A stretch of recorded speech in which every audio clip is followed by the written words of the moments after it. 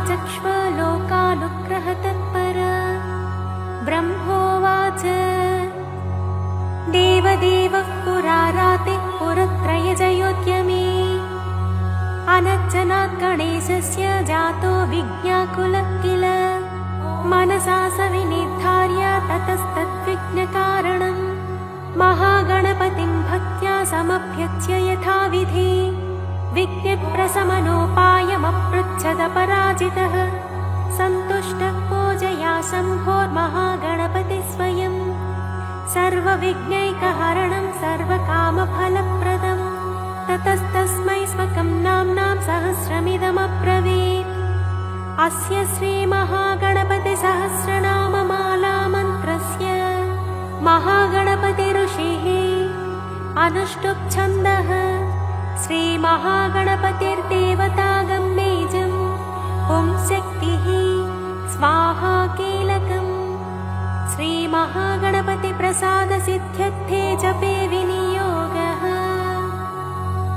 ध्यानम् गजवदनमचिन्त्यं तीक्ष्णदंष्ट्रं त्रिनेत्रम् बृहदुदरमशेषं भूतिराजं पुराणम् अमरवरसुपूज्यं रक्तवर्णं सुरेशम् पशुपतिसुतमीशं विघ्नराजं नमामि।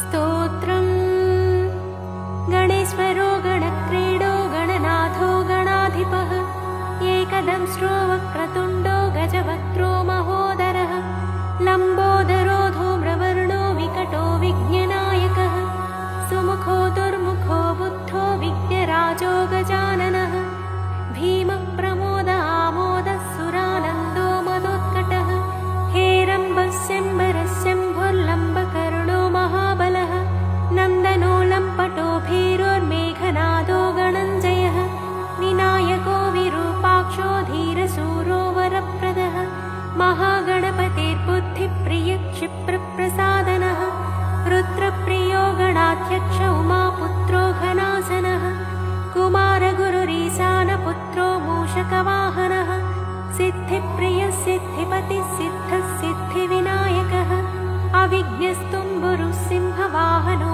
मोहिनीप्रियः कटङ्कटो राजपुत्रः शालकः संमितोमितः कूष्माण्डसामसम्भूतिर्दुर्जयो धूर्जयो जयः भूपतिर्भुवनपतिर्भूतानां पतिरव्ययः विश्वकर्ता विश्वमुखो विश्वरूपो निधिर्गृणिः कविः कवीनां वृषभो ब्रह्मण्यो ब्रह्मणस्पतिः ज्येष्ठराजो निधिपतिर्निधिप्रियपतिप्रियः हिरण्मयपुरान्तस्थः सूर्यमण्डलमध्यगः कराहतिध्वस्तसिन्धुसलिलकोशदन्तभिः उमाङ्ककेलिकुतुकी मुक्तिदः किरीटी कुण्डलीहारी वनमाली मनोमयः वैमुख्यः दैत्यश्री पादहतिजितक्षितिः सद्यो जातस्वर्णमुञ्जमेखली दुर्णमित्तः दुःस्वप्नहृत्प्रसहनो गुणीनादप्रतिष्ठितः सुरूपः सर्वनेत्राधिवासो वीरासनाश्रयः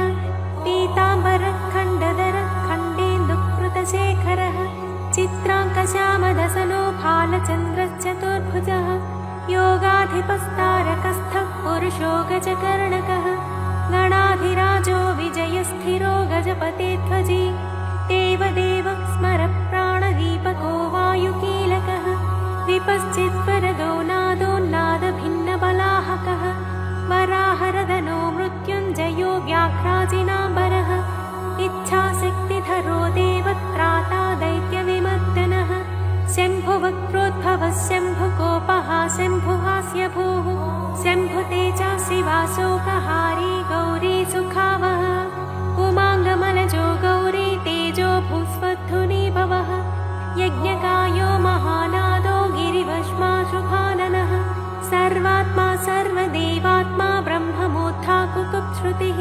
ब्रह्माण्डकुम्भश्चिद्व्योमफालः सत्यशिरोरुहः जगज्जन्मलयोन्मेषनिमेषोऽन्यर्कसोमदृक् गिरीन्द्रैकरदो धर्माधर्मोष्टः सामबृंहितः ग्रहश्यदशनो वाणी जिह्वो वासवनासिकः कुलाचलांसः सोमार्कघण्टो रुद्रशिरोधरः नदी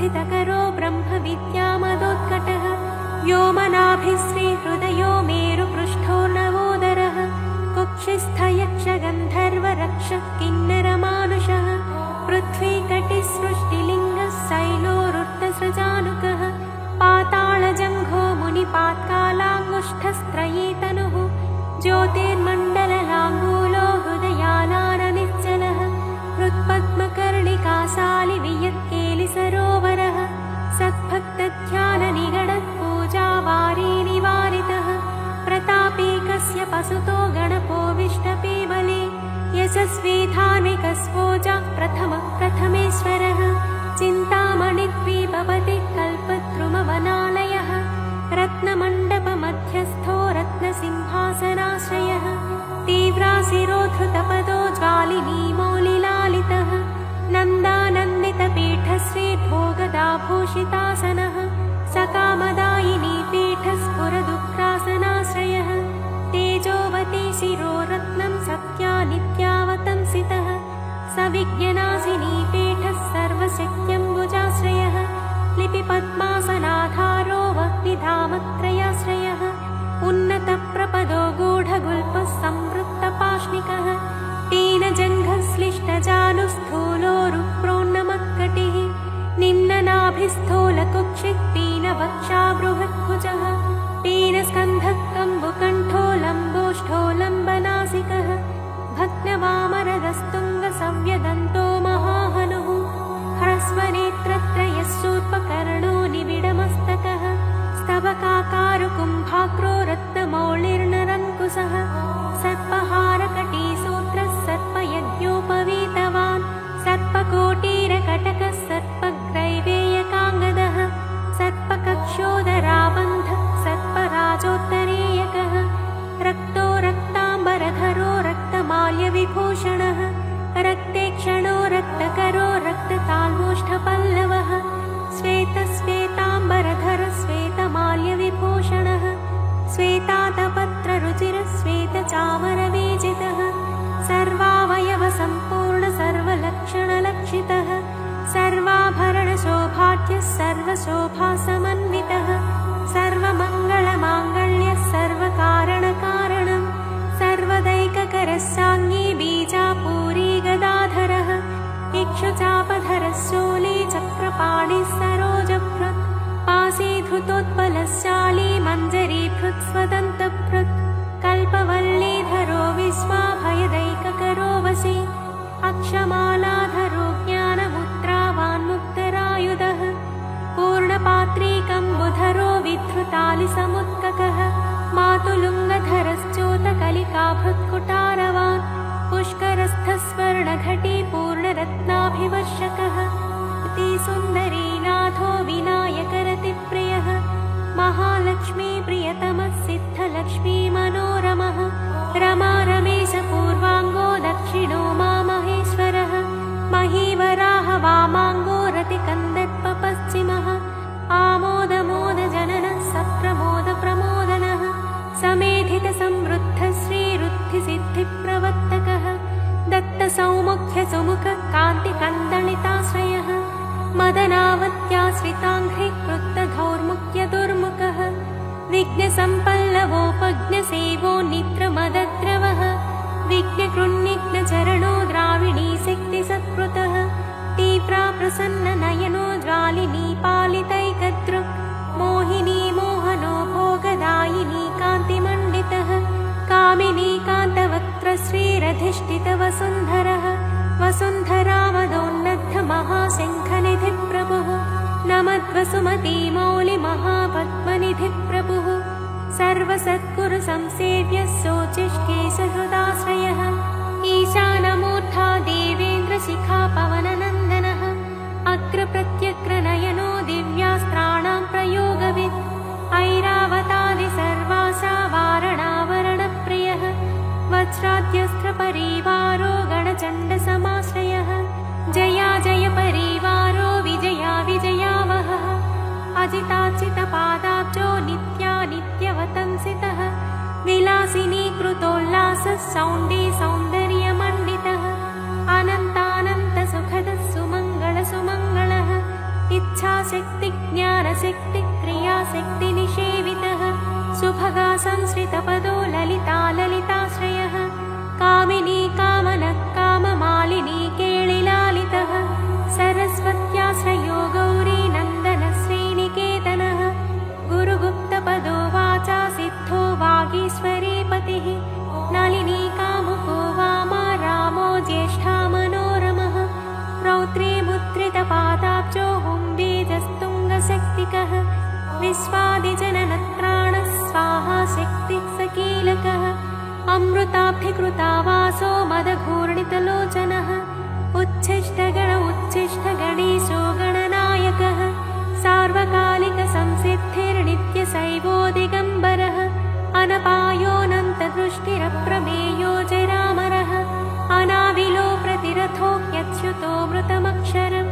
अप्रतज्ञोक्षयो जय्यो नाधारो नामयोमलः अमोघसिद्धिरद्वैतमघोरो प्रमिताननः अनाकारोऽब्धिभूम्यग्निबलज्ञो व्यक्तलक्षणः आधारपीठ आधार आधाराधेयवच्चितः आखुकेतन आशापूरक आखुमहारथः इक्षुसागरमध्यस्थ इक्षुभक्षणलालसः इक्षुचापातिरेकश्रीरिक्षुचापनिषेवितः इन्द्रगोपसमानश्रीरिन्द्रनीलसमद्युतिः इन्दीवरदलश्याम इन्दुमण्डलनिर्मलः इत्मप्रिय इडाभाग इडाधामेन्दिराप्रियः इक्ष्वाकुविघ्नविध्वंसी इति कर्तव्यतेप्सितः ईशानमौलिरीशान ईशानसुत इतिः ईषणात्रयकल्पान्त ईहा मात्रविवच्चितः उपेन्द्र उडुभृन्मौलिरुण्डेरकबलिप्रियः उन्नतानन उत्तुङ्ग उदारत्रिदशाग्रणीः पूज्यस्वानोष्मलमद ऊहापोहदुरासदः ऋग्यजुस्सामसम्भूतिर्वृद्धिसिद्धिप्रवर्तकः ऋजुसिद्धैकसुलभः स्फुणत्रयविमोचकः लुप्तविज्ञस्वभक्तानां लुप्तशक्तिः सुरद्विषां लुप्तश्रीर्विमुखाचानां लूताविस्फोटनाशनः एकारपीठमध्यस्थ एकपादकृतासनः एजिताखिलदैत्यश्रीरेधिकाखिलसंश्रयः ऐश्वर्यनिधिरैश्वर्यमैहिकामुष्मिकप्रदः ऐरम्मदसमोन्मेष ऐरावतनिभाननः ओङ्कारवाच्य ओङ्कार ओजस्वानोषधीपतिः औदार्यनिधिरौद्धत्य धुर्य औन्नत्यनिस्मनः अङ्कुशस्सुरनागानामङ्कुशस्सुरविद्विषाम् अस्समस्तविसर्गान्तपदेषु परिकीर्तितः कमण्डलुधरः कल्पः कपर्दीकलभाननः कर्मसाक्षी कर्मकर्ता कर्मा कर्मफलप्रदः कदम्बगोलकाकार कूष्माण्डगणनायकः कारुण्यदेहः कपिलः कथकः कटिसूत्रभृत् खर्वः खड्गप्रियः खड्गखातान्तस्थः खनिर्मलः खल्वाटशृङ्गनिलयः खट्वाङ्गी खदुरासदः गुणाढ्योगहनोगस्थो गद्यपद्यसुधार्णवः गद्यगानप्रियो गज्जो गीतगीर्वाणपूर्वजः गुह्याचाररतो गुह्यो गुह्यागमनिरूपितः गुहासयो गुहाब्धिस्थो गुरुगम्यो गुरोर्गुरुः घण्टाघर्करिकामाली घटकुम्भो घटोदरः चण्डश्चण्डेश्वरसुहृच्चण्डीसश्चण्डविक्रमः चराचरपतिश्चिन्तामणिचर्वणलालसः छन्दश्छन्दो वपुश्छन्दो दुर्लक्षश्छन्दविग्रहः जगत्योनिजगत्साक्षी जगदीशो जगन्मयः जपो जपपरो जप्यो जिह्वा सिंहासनप्रभुः झलज्झलोल्लसत्तान झङ्कारी भ्रमराकुलः टङ्कारस्फारसम्रावष्टङ्कारिमणिनूपुरः ठत्वयी पल्लवान्तस्थ सर्वमन्त्रैकसिद्धिदः डिण्डिमुण्डोडाकिनीशो डामरो डिण्डिमप्रियः ढक्कानिनादमुदितो ढौको ढुण्डिविनायकः तत्त्वानां परमं तत्त्वं तत्त्वं पदनिरूपितः तारकान्तरसंस्थानस्तारकस्तारकान्तकः स्थाणुस्थाणुप्रियः स्थावरं जङ्गमं जगत् दक्षयज्ञप्रमथनो दाता दानवमोहनः दयावान् दिव्यविभवो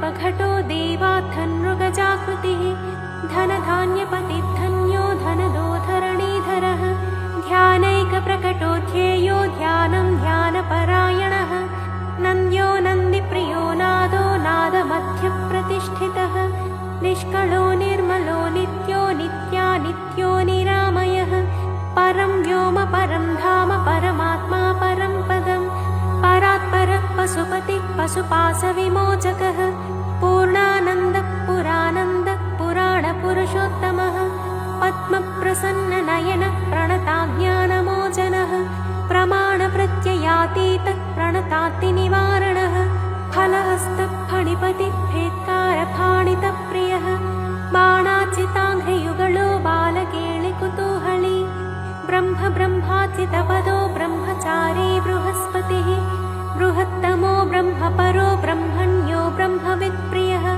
बृहन्नादाग्र्यचीत्कारो ब्रह्माण्डावलिमेखलः भ्रूक्षेपदत्तलक्ष्मीको भद्गो भद्रो भयापहः भगवान् भक्तिसुलभो भूतिदो भूतिभूषणः भव्यो भूतालयो भोगदाता भ्रूमध्यगोचरः मन्त्रो मन्त्रपतिर्मन्त्री मदमत्तमनोरमः मेखलावान् मन्दगतिर्मतिमत्कमलेक्षणः महाबलो महावीर्यो महाप्राणो महामनाः यज्ञो यज्ञपतिर्यज्ञगोप्ता यज्ञफलप्रदः यशस्करो योगगम्यो याज्ञिको याजकप्रियः रसो रसप्रियो रस्यो रञ्जको रावणाचितः रक्षो रक्षाकरो रत्नगर्भो राज्यसुखप्रदः लक्ष्यं लक्ष्यप्रदो लक्ष्यो लयस्थो लट्टुकप्रियः लानप्रियो लास्यपरो लाभकृल्लोकविश्रुतः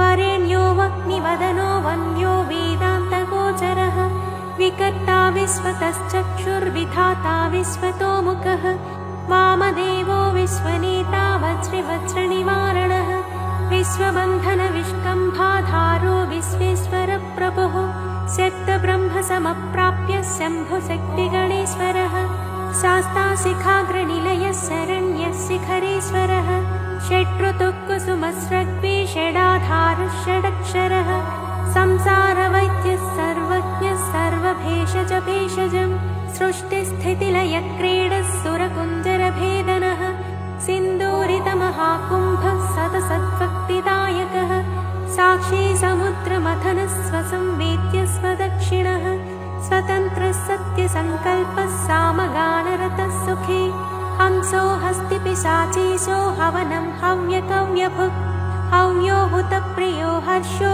हुल्लेखामन्त्रमध्यगः क्षेत्राधिपक्षमा भक्ता क्षमा परपरायणः क्षिप्रक्षेमकरक्षेमानन्दक्षोणीसुरद्रुमः धर्मप्रदोद्धतः कामदाता सौभाग्यवर्धनः विद्याप्रदो विभवदो भुक्तिमुक्तिफलप्रदः आभिरूप्यकरो वीरश्रीप्रदो विजयप्रदः सर्ववश्यकरो गर्भदोषः पुत्रपौत्रदः मेधादः कीर्तिदः शोकहारी दौर्भाग्यनाशनः प्रतिवादिमुखस्तम्भो रुष्टचित्तप्रसादनः पराभिचारशमनो दुःखभञ्जनकारकः लवस्त्रुटिः कलाकाष्ठा निमेषस्तत्परक्षणः घटिमुहूर्तं प्रहरो दिवानक्तमहर्निशम् पक्षो मासोयनं वर्षं युगं कल्पो महालयः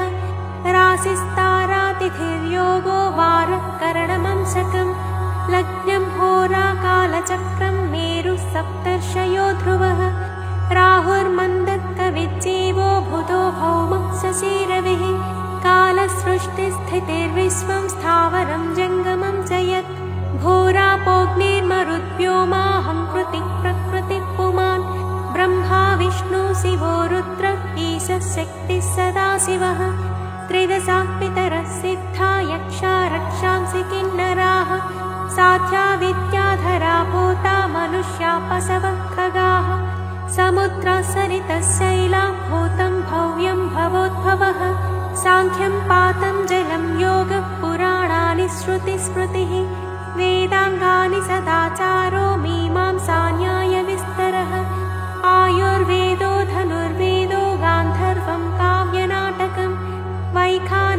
भागवतं सात्वतं पाञ्चरात्रकं शैवं पाशुपतं कालामुखं भैरवशासनं शाक्तं वैनायकं सौरं जैनमार्हतसंहिता सदसत्व्यक्त्यमव्यक्तं सचेतनमचेतनं बन्धो मोक्षसुखं भोगो योगः सत्यमणुर्महान् स्वस्ति हुं फट् स्वधा स्वाहा श्रौषट्वौषट्वषण्णमः ज्ञानं विज्ञानमानन्दो बोधः संविच्छमो यमः एक एकाक्षराधार एकाक्षरपरायणः एकाग्रधीरेकवीर एकानेकस्वरूपधृक् विरूपोद्विभुजोद्व्यक्षोद्विरुदोद्वीपरक्षकः द्वैमातुरोद्विवदनो द्वन्द्वातीतोद्वयादिगः त्रिधा मातृकरस्त्रेता त्रिवर्गफलदायकः त्रिगुणात्मा त्रिलोकादिस्त्रिशक्तिस्त्रिलोचनः चतुर्बाहुश्चतुर्दंशश्चतुरात्मा चतुर्मुखः चतुर्विधोपायमयश्चतुर्वर्णाश्रमाश्रयः चतुर्विधवचो वृत्तिपरिवृत्तिप्रवर्तकः चतुर्थीपूजनप्रीतश्चतुर्थीतिथिसम्भवः पञ्चाक्षरात्मा पञ्चात्मा पञ्चास्य पञ्चकृत्यकृत् पञ्चाधारः पञ्चवर्णः पञ्चाक्षरपरायणः पञ्चतालः पञ्चकरः पञ्चप्रणवभावितः पञ्चब्रह्ममयस्फूर्तिः पञ्चावरणवारितः पञ्चभक्ष्यप्रियः पञ्चबाणः पञ्चशिवात्मकः षट्कोणपीठः षट्चक्रधामा षट्ग्रन्थिभेदकः षडध्वध्वान्तविध्वंसी षडङ्गुलमहाप्रदः षण्मुखः षण्मुखभ्राता षट्शक्तिपरिवारितः षड्वैरिवर्गविध्वंसी षडूर्मिभयभञ्जनः षट्तर्कदूरः षट्कर्मनिरतः षट्रसाश्रयः सप्तपातालचरणः सप्तदीपोरुमण्डलः सप्तस्वर्लोकमुकुटः सप्तसप्तिवरप्रदः सप्ताङ्गराज्यसुखदः सप्तर्षिगणमण्डितः सप्तच्छन्दोनिधिः सप्तहोता सप्तस्वराश्रयः सप्ताब्धिकेलिकासारः सप्तमातृनिषेवितः सप्तच्छन्दोमोदमदः सप्तच्छन्दोमखप्रभुः अष्टमूर्तिध्येयमूर्तिरष्टप्रकृतिकारणम् अष्टाङ्गयोगफलभूरष्टपत्राम्बुजासनः अष्टशक्तिसमुद्रश्रीरष्टैश्वर्यप्रदायकः अष्टपीठोपपीठश्रीरष्टमातृसमावृतः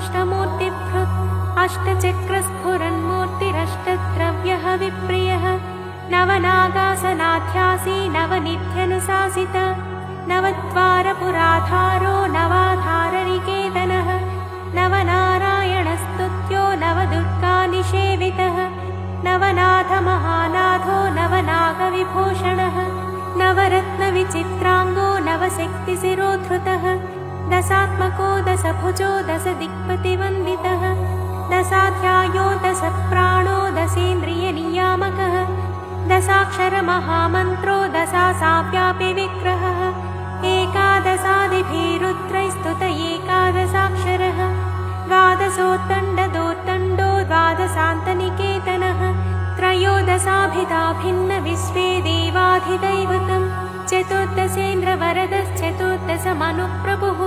चतुर्दशादिविद्याढ्यश्चतुर्दशजगत्प्रभुः सामपञ्चदश पञ्चदशी शीतांशुनिर्मलः षोडशाधारनिलयः षोडशस्वरमातृकः षोडशान्तपदावासः षोडशेन्दुकलात्मकः कलासप्तदशी सप्तदशः सप्तदशाक्षरः अष्टादशद्वीपपतिरष्टादशपुराणकृत् अष्टादशौषधिसृष्टिरष्टादशविधिस्मृतः अष्टादशलिपिव्यष्टिसमष्टिज्ञानकोविदः एकविंशः पुमानेकविंशत्यङ्गुलिपल्लवः चतुर्विंशतितत्त्वात्मा पञ्चविंशाख्यपूरुषः सप्तविंशतितारेशः सप्तविंशतियोगकृत् द्वात्रिंशद्भैरवाधीशश्चतुस्त्रिंशन्महाप्रदः षट्त्रिंशत्तत्त्वसम्भूतिरष्टत्रिंशत्कलातनुः नमदेकोनपञ्चाशन्मरुद्वर्गनिरर्गलः पञ्चाशदक्षरश्रेणी पञ्चाशद्रुद्रविग्रहः पञ्चाशद्विष्णुशक्तिशः पञ्चाशन्मातृकालयः त्रिपञ्चाशत्वपुश्रेणी त्रिषष्ट्यक्षरसंश्रयः चतुष्षष्ट्यर्णनिर्णेता चतुष्षष्टिकलानिधिः चतुष्षष्टिमहासिद्धयोगिनी वृन्दवन्दितः अष्टषष्टिमहातीर्थक्षेत्रभैरवभावनः चतुर्नवतिमन्त्रात्मा षण्णवत्यधिकप्रभुः शतानन्दस्य तत्हृतिः शतपत्रायतेक्षणः शतानीकस्य तमखस्य तधारावरायुधः सहस्रपत्रनिलयः सहस्रफणभूषणः सहस्रशीर्षा पुरुषः सहस्राक्षः सहस्रपात् सहस्रनाम संस्तुत्य सहस्राक्षबलापहः दशसाहस्रफणकृत्फणिराजकृतासनः अष्टाशीतिसहस्राद्यमहर्षिस्तोत्रयन्त्रितः लक्षाधीशप्रियाधारो लक्षाधारमनोमयः चतुर्लक्षजपप्रीतश्चतुर्लक्षप्रकाशितः चतुरशीतिलक्षाणां जीवानां देहसंस्थितः कोटिसूर्यप्रतीकाशः कोटिचन्द्रांशुनिर्मलः शिवाभवाद्युष्टकोटिविनायकधुरन्धरः सप्तकोटिमहामन्त्रमन्त्रितावयवच्युतिः त्रयस्त्रिंशत्कोटिसुरश्रेणी प्रणतपादुकः अनन्तनामानन्तश्रीरनन्तानन्तसौख्यदः इति वैनायकं नाम्नां सहस्रमिदमीरितम् इदं ब्राह्मे मुहूर्ते वै यः पठेत् प्रत्यहं नरः करस्थं तस्य सकलमैहिकामुष्मिकं सुखम् आयुरारोग्यमैश्वर्यं धैर्यं शौर्यं बलं यशः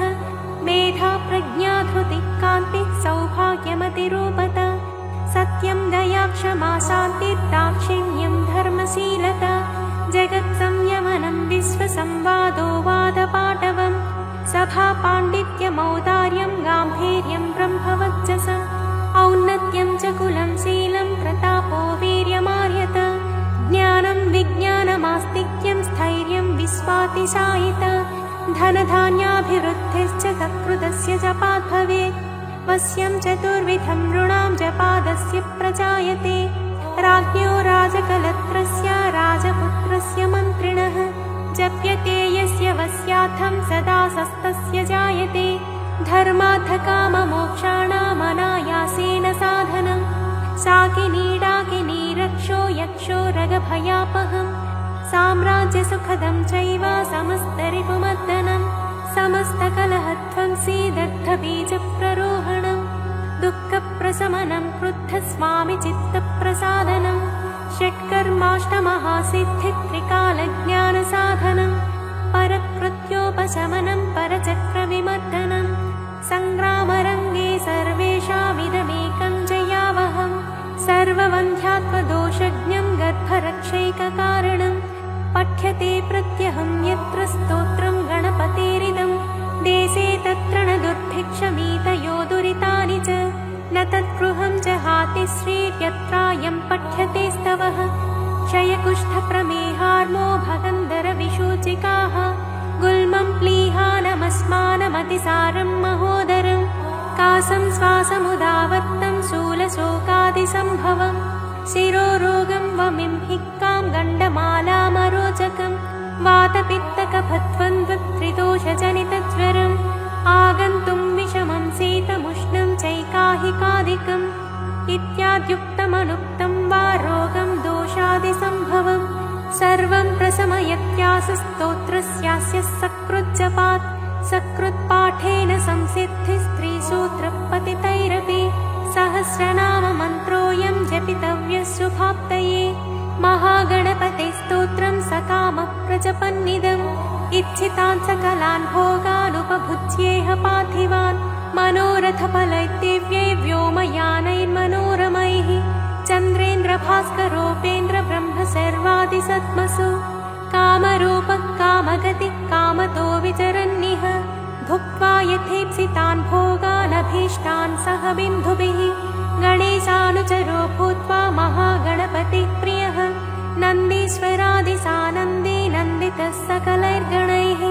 शिवाभ्यां कृपया पुत्रनिर्विशेषं च लालितः शिवभक्तः पूर्णकामो गणेश्वरवरात् पुनः जातिस्मरो धर्मपरः सार्वभौमोऽभिजायते निष्कामस्तु जपन्नित्यं भक्त्या विघ्नेशतत्परः योगसिद्धिं परां प्राप्य ज्ञानवैराग्यसंस्थितः निरन्तरोदितानन्दे परमानन्दसंविदे विश्वोत्तीर्णे परे पारे पुनरावृत्तिवर्जिते लीनो वैनायके धाम्नि रमते नित्यनिर्वृतः यो नामभिर्पुनेदेतैरर्चयेत् पूजयेन्नरः राजानो वस्यतां यान्ति रिपवो यान्ति दासतां मन्त्रा सिद्ध्यन्ति सर्वेऽपि सुलभास्तस्य सिद्धयः मूलमन्त्रादपि स्तोत्रमिदं प्रियतरं मम नभस्ये मासि शुक्लायां चतुर्थ्यां मम जन्मनि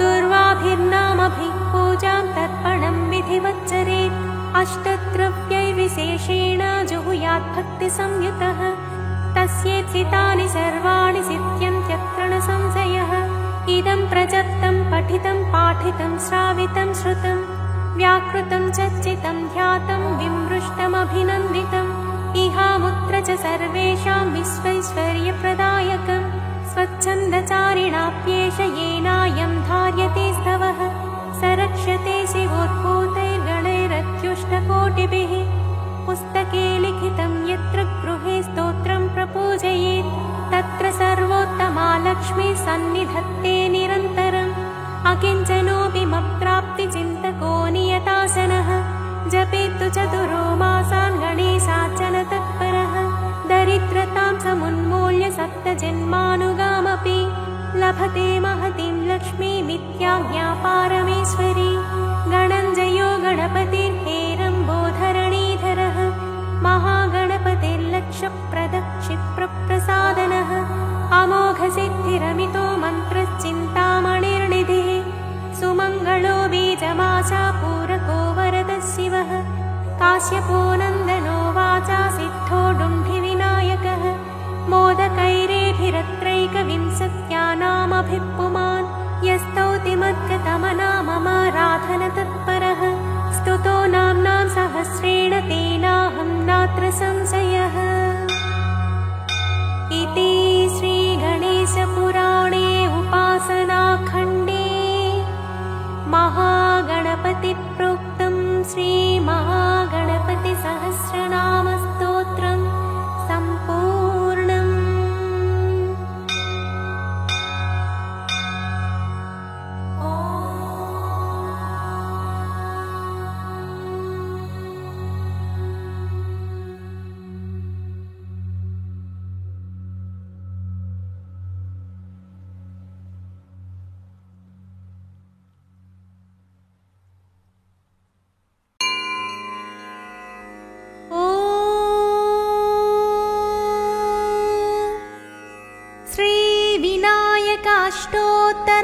श्रीविनायकाष्टोत्तरशतनामावलिः।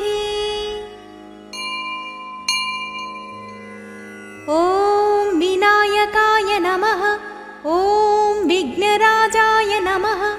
ॐ गौरीपुत्राय नमः। ॐ गणेश्वराय नमः। ॐ स्कन्दाग्रजाय नमः।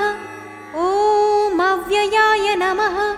ॐ पूताय नमः। ॐ दक्षाय नमः। ॐ अध्यक्षाय नमः। ॐ द्विजप्रियाय नमः। ॐ अग्निगर्वच्छिदे नमः। ॐ इन्द्रश्रीप्रदाय नमः। ॐ वाणीप्रदायकाय नमः। ॐ सर्वसिद्धिप्रदाय नमः। ॐ सर्वतनयाय नमः। ॐ सर्वरीप्रियाय नमः। ॐ सर्वात्मकाय नमः। ॐ सृष्टिकर्त्रे नमः। ॐ देवानीकाचिताय नमः। ॐ शिवाय नमः। ॐ सिद्धिबुद्धिप्रदाय नमः। ॐ शान्ताय नमः। ॐ ब्रह्मचारिणे नमः। ॐ गजाननाय नमः। ॐ वैमातुराय नमः। ॐ मुनिस्तुत्याय नमः। ॐ भक्तविघ्नविनाशनाय नमः। ॐ एकदन्ताय नमः। ॐ चतुर्बाहवे नमः। ॐ चतुराय नमः। ॐ संयुताय नमः। ॐ लम्बोदराय नमः। ॐ शूर्पकर्णाय नमः। ॐ हरये नमः। ॐ ब्रह्मविदुत्तमाय नमः। ॐ काव्याय नमः। ॐ ग्रहपतये नमः। ॐ कामिने नमः। ॐ सोमसूर्याग्निलोचनाय नमः। ॐ पाशाङ्कुशधराय नमः। ॐ चण्डाय नमः।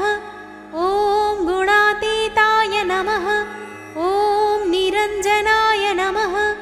ॐ अकल्मषाय नमः। ॐ स्वयं सिद्धाय नमः।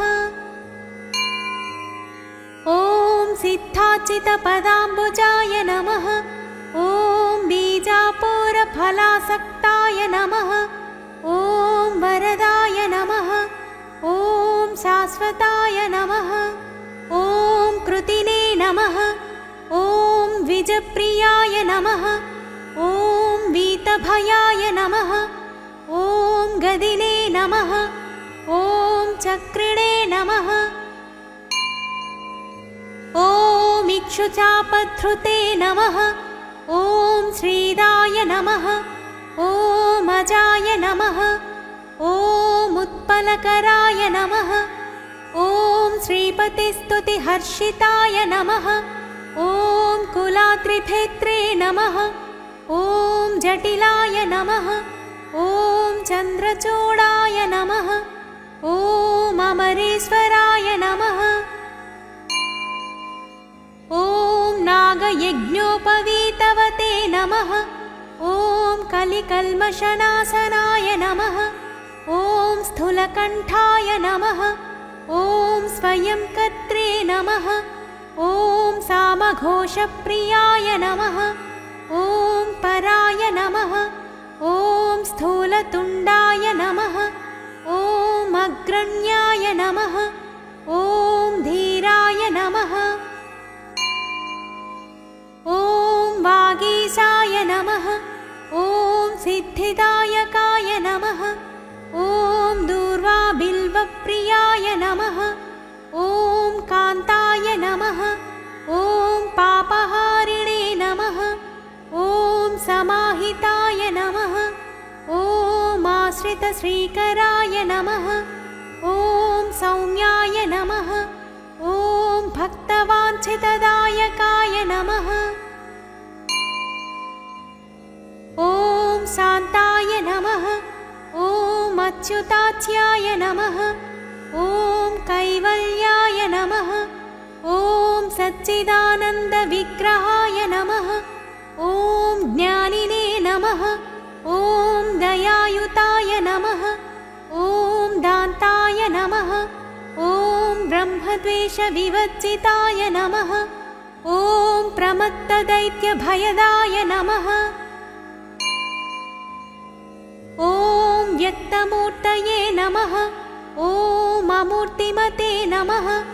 ॐ शैलेन्द्रतनुजोत्सङ्गखेलनोत्सुकमानसाय नमः। ॐ स्वलावण्यसुधासारजितमन्मथविग्रहाय नमः। ॐ समस्तजगदाधाराय नमः। ॐ मायिने नमः। ॐ मूषकवाहनाय नमः। ॐ रमार्चिताय नमः। ॐ विधये नमः। ॐ श्रीकण्ठाय नमः। ॐ विबुधेश्वराय नमः। ॐ चिन्तामणिद्वीपपतये नमः। ॐ परमात्मने नमः। ॐ गजाननाय नमः। ॐ हृष्टाय नमः। ॐ तुष्टाय नमः। ॐ प्रसन्नात्मने नमः। ॐ सर्वसिद्धिप्रदायकाय नमः। इति श्रीविनायकाष्टोत्तरशतनामावली